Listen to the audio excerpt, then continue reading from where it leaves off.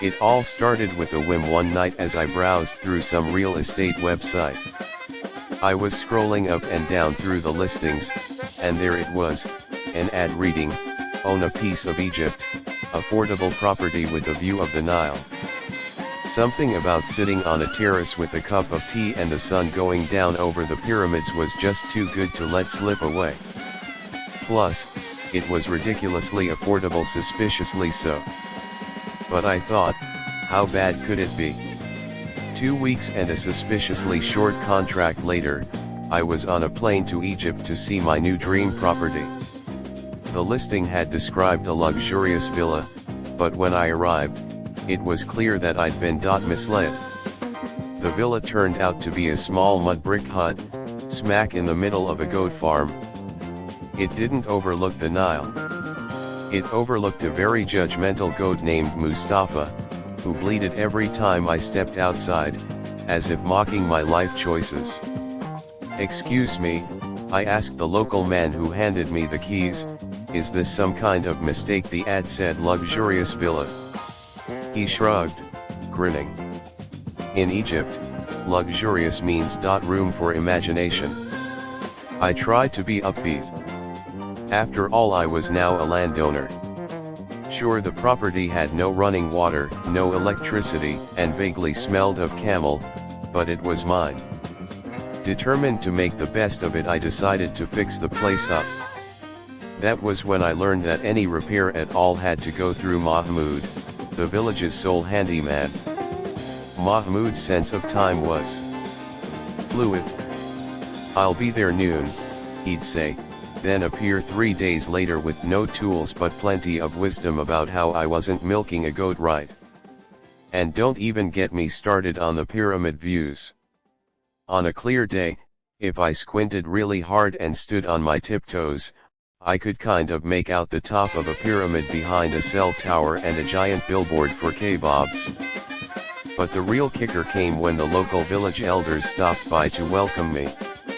They were cordial but seemed strangely buoyant about my arrival. "We heard you're the new owner of the ancient grounds," one of them said. "Ancient grounds?" I asked, perplexed.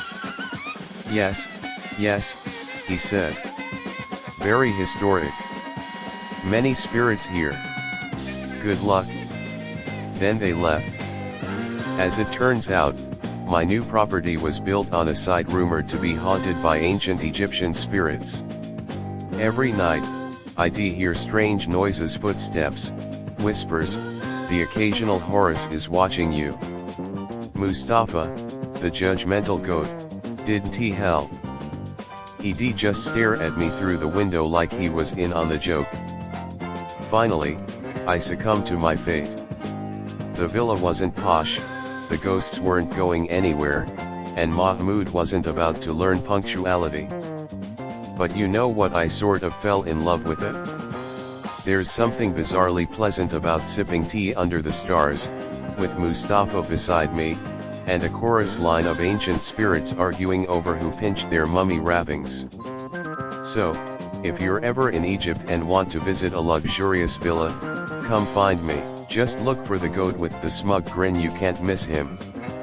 A few months in, I'd adjusted to my new normal. Sure, I wasn't exactly living the dream, but I had learned to coexist with the quirks of my Egyptian property. Mustafa the goat had become my unofficial roommate. Mahmoud had finally fixed my roof, kind of. There was still a mysterious hole he called natural air conditioning, and I'd even befriended some of the locals, who now found me endlessly entertaining.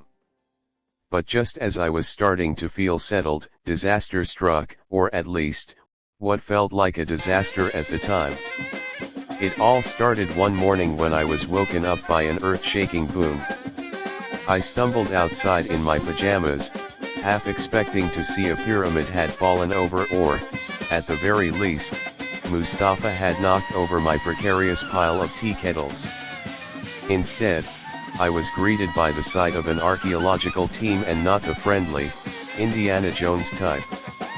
These people looked official, with clipboards, matching khakis, and an air of smug authority.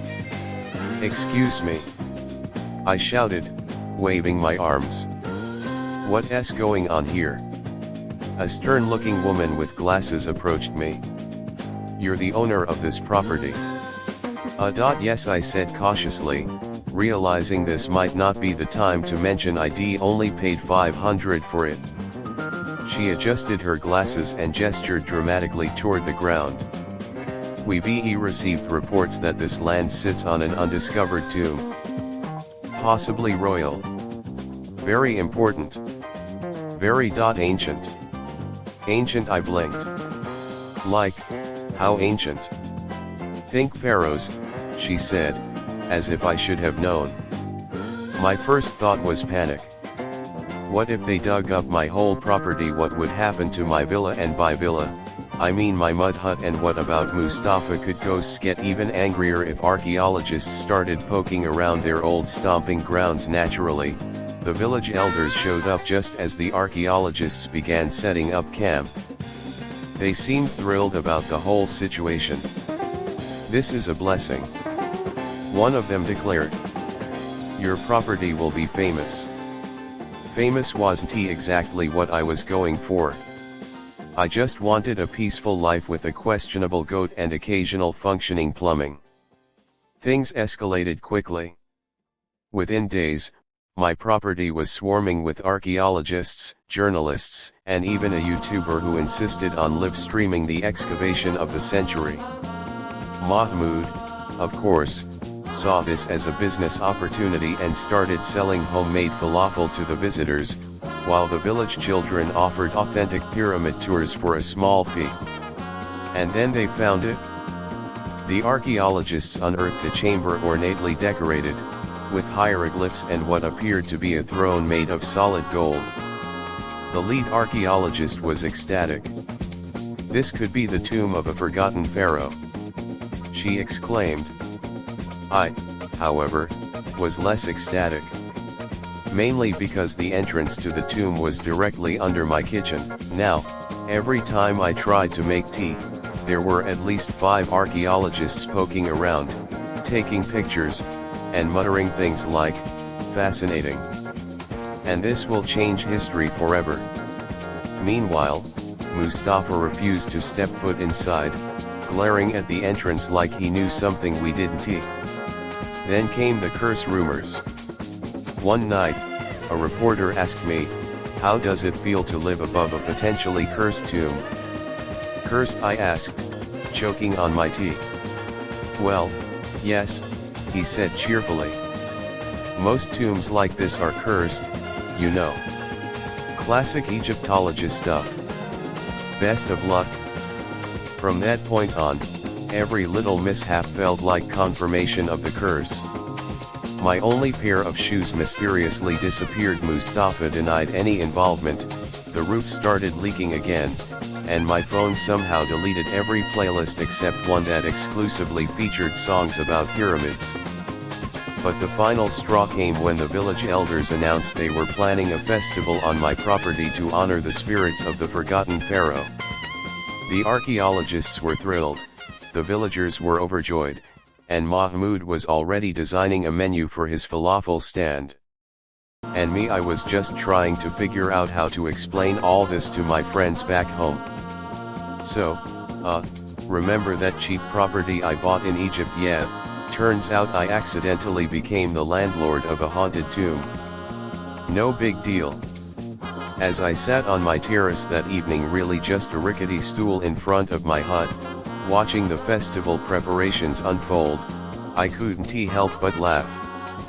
Sure, my life had taken a bizarre turn, but at least it wasn't boring. And who knows, maybe the ghosts would enjoy the falafel.